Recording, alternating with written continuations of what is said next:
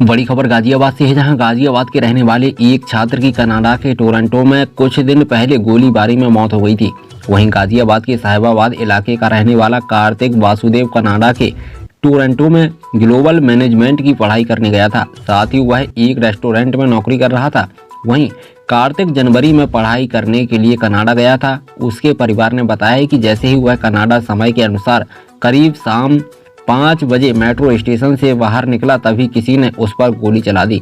वहीं उन्हें आशंका है कि लूटपाट के चलते उस पर गोली चलाई गई है। वहीं आज कार्तिक के परिवार और सोसाइटी के लोगों ने कार्तिक को इंसाफ दिलाने और दोषियों को सख्त कार्रवाई के लिए कैंडल मार्च निकाला है और जल्द ही कार्तिक की बॉडी को भारत वापस भेजने की गुहार लगाते हुए कार्तिक के माता पिता नजर आए हैं। जहां बीते कुछ दिन पहले कार्तिक के पिताजी को उनके पास टोरंटो पुलिस का फोन आया था, जिसमें उन्होंने बताया कि कार्तिक अब इस दुनिया में नहीं रहा। वहीं कार्तिक 2 भाइयों में सबसे बड़ा था और कार्तिक के पिता गुरुग्राम में नौकरी करते हैं और गाजियाबाद के साहिबाबाद में रहते हैं। सुने रितेश वासुदेव कार्तिक के पिता को। जितेश वासुदेव।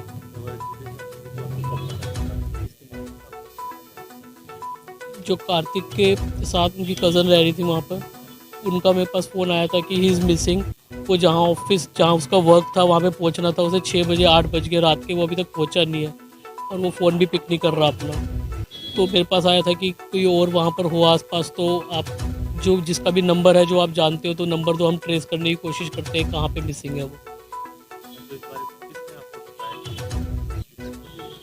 वो हमें किसी ने नहीं बताया। जब उसकी मैनेजर ने देखा कि उसने लोकल न्यूज़ में देखा कि कोई सबवे स्टेशन के पास वहाँ पर एक शूट आउट हुआ है और उसका जो फोटोग्राफ्स आया उसमें कार्तिक का बैग उसने आइडेंटिफाई किया। तो जब उन्होंने वो फोटोग्राफ्स जो उसकी कज़न है उसको भेजी तो उन्होंने भी आइडेंटिफाई किया कि ये उसी का बैग है। फिर हमने हमारे पास भी आया तो हमने उनको कहा कि पुलिस के पास आप जाओ, उनसे बताओ कि ऐसे शूट आउट हुआ और ये बैग हमारा नोन का है।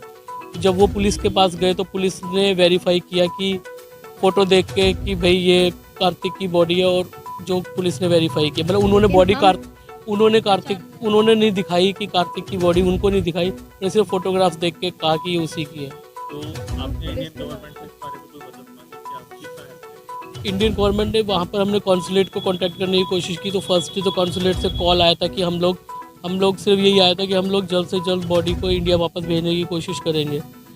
उसके बाद 2 दिन तक कोई कॉल नहीं आया मेरे पास।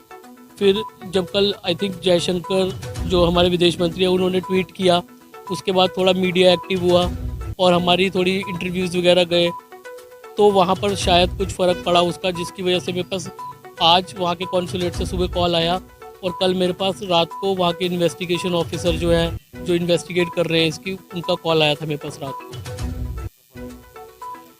उन्होंने तो ये बताया कि हमने पोस्टमार्टम कर लिया है और संडे मॉर्निंग में हम बॉडी जो है जो वहाँ की मॉर्चरी है उनको हम दे देंगे, आगे का प्रोसेस वो करेंगे इंडिया भेजने के लिए। और कॉन्सुलेट ने भी यही बोला है कि हम लोग मॉर्चरी से संपर्क में हैं और जल्दी से जल्दी हम थर्सडे या फ्राइडे तक का टाइम मांगा है उन्होंने कि हम बॉडी को भेजने की कोशिश करेंगे थर्सडे या फ्राइडे तक। फिलहाल कार्तिक की मां को भी सुने। पूछा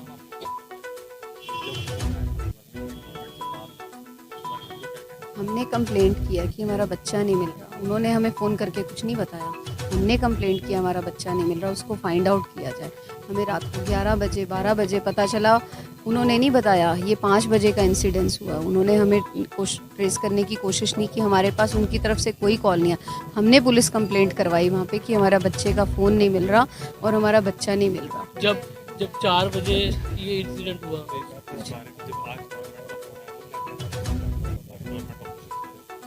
उनका फ़ोन तो सिर्फ यही आया कि हम उस पर इन्वेस्टिगेशन करवा रहे हैं और आपकी बॉडी को जल्दी से इंडियन कॉन्सुलेट का फ़ोन आया सिर्फ कि हम आपकी बॉडी को जल्दी से जल्दी भिजवाने की कोशिश करेंगे और जो वहाँ इन्वेस्टिगेशन है स्टिल गोइंग ऑन लेकिन मैं चाहती हूँ, इतने दिन हो गए मेरे बच्चे को, आज 3 दिन हो गए, उसका कातिल खुलेआम घूम रहा है, उसको जल्दी से जल्दी पकड़वाया जाए और मेरे बच्चे को न्याय दिलाया जाए, मेरे बच्चे को जस्टिस दिलाया जाए, क्योंकि वो बेकसूर है, वो इनोसेंट, उसकी कोई गलती नहीं है, वो पढ़ने गया था वहाँ पे वो, और वहाँ दिन दहाड़े गोलियाँ चल रही हैं। क्या सेफ कंट्री है वो, बताओ मुझे, किस चीज़ की सेफ कंट्री है वो मेरे बच्चे को। गाजियाबाद से फाइजली सैफी की रिपोर्ट।